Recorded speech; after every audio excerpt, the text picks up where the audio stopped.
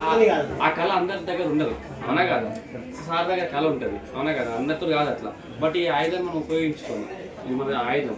100 మంది దగ్గర పోయి సార్ నాకు ఒక మంచి అవకాశం ఉంది, పెట్టుబడి పెట్టకుండా ఒక చూడండి అని ఇవ్వచ్చు లేదా? దీని ద్వారా మన కొత్త వాళ్ళతో టీం చేసుకోవచ్చా లేదా? మన చుట్టాలే రావాలని ఏం లేదు కదా సార్. మన చుట్టాలు అన్నదమ్ములు నీళ్ళు రావాలని ఏం లేదు. కొత్త వాళ్ళతో రోడ్ మీద ఉన్నటువంటి స్ట్రేంజర్స్ తోటి టీం చేసుకోవచ్చు. బెస్ట్ అయితే సక్సెస్ ఎట్లా వస్తుందంటే గుర్తు తెలియని వ్యక్తుల ద్వారా సక్సెస్ వస్తుంది. ఇప్పుడు మీరు మన ఏ రిలేషన్ ఏం కాదు కదా, ఇంతకుముందు మీకు ఏం తెలియదు కదా. అట్లా అన్నోన్ పర్సన్ స్పాన్సర్ మనకేమో తెలుసా?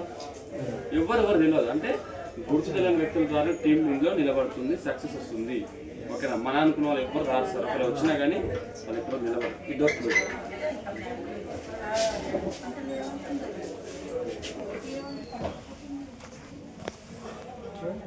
ఓకే, మన అనుకున్నట్టు అసలు జరగదు సార్ బిజినెస్. నేను చెప్తున్నా, నా ఎక్స్పీరియన్స్ చెప్తున్నా.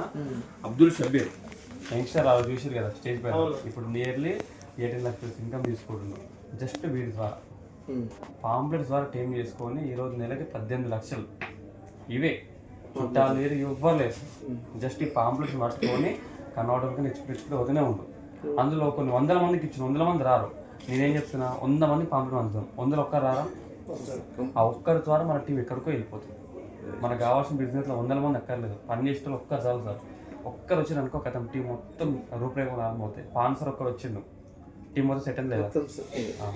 అట్లా లేట్ అయినా సరే పక్కా వస్తారు. ఆ ఒక్కరి కోసం ప్రయత్నం చేయాలి. 1000 మంది పంచుతాం, ఓ 10 మంది రారా? కళ్ళు మూసుకొని వస్తారు సార్. బయట జనాలు తక్కువ. ఇప్పుడు ఈ సిగ్గు కిందికి వెళ్ళాం అనుకో, పుష్కలం జనాలు ఉంటారు. ఇప్పుడు ఆయన దగ్గరికి ఇట్లా అవకాశం ఉందని ఇస్తాం. ఆడేమంటాడు, ఆయన నచ్చితే తీసుకుంటాడు, లేడు మనకి కొట్టడు, తిట్టాడు. అవునా కదా? నాకు ఇస్తాను కొడతాడా? ఏం లేదు కదా, తిట్టడు, కొట్టాడు. అదే మన దగ్గర ప్లాన్ చెప్పినాం అనుకో, వాళ్ళు నో అన్నది అంటే కొంచెం బాధ అనిపిస్తుంది, కొంచెం మనకు బాధ అనిపిస్తుంది. మన అనుకున్న అంటే బాధ అనిపిస్తుంది. అదే బయట అయితే మన వాళ్ళు ఆయన తెలియదు, ఆయన ద్వారా మనకు తెలియదు. ఆయన నో అంటే మాత్రం మనకి ఏమనిపిస్తుంది, ఆయనకి కాక తిరగట్లేదు అనుకుంటాం. కానీ మన సొంత నో అంటే మాత్రం బాధ అనిపిస్తుంది, ఎవరికైనా అనిపిస్తుంది. సో నేను చెప్పేది ఏంటంటే ఈ ఆయుధాన్ని ఉపయోగించుకుని తలైన షేర్ చేసుకుని షాకి సరికిస్తా. దీన్ని ఉపయోగించుకొని మీకు టోలీ చోటి కానీ మీ ఏరియా పంచాయత్ ఎక్కడ ఇప్పుడు మీరు మీ సెంటరింగ్ వరకు ఎక్కడికి వెళ్తారు కదా సార్, పోయే గ్యాప్లో చాలా మంది కలుస్తుంటారు. వాళ్ళకి ఇవ్వండి, అవసరం ఉంది, డబ్బులు పెట్టేది లేదు, నెంబర్ కాల్ చేయండి. మీతో మాట్లాడడానికి రాకుండా నాతో మాట్లాడించండి.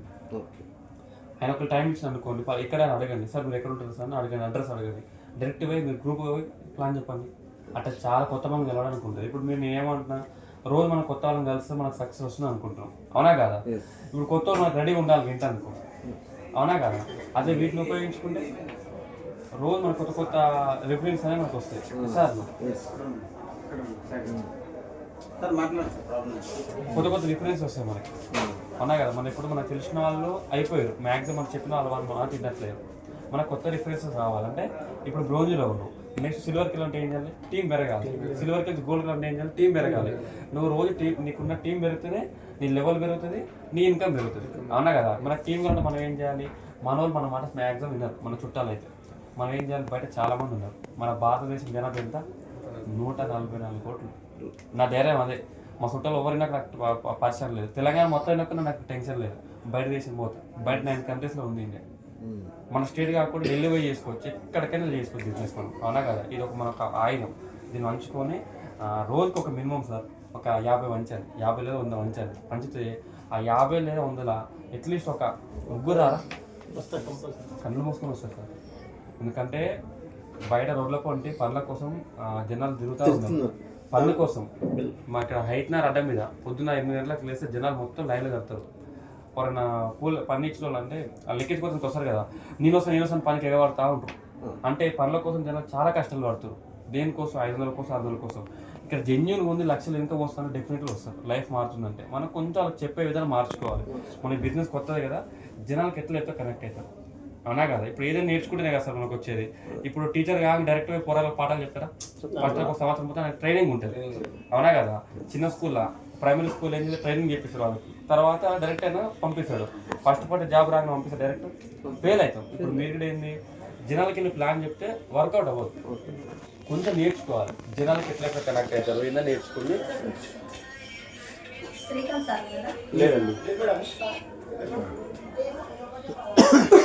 ఓకేనా? మనం కొంచెం నేర్చుకోవాలి, జనాలను ఎట్లా కనెక్ట్ చేయాలి సార్. ఏమి పెద్ద బ్రహ్మ విద్య కాదు, జనాలను ఎట్లా కనెక్ట్ చేయాలి.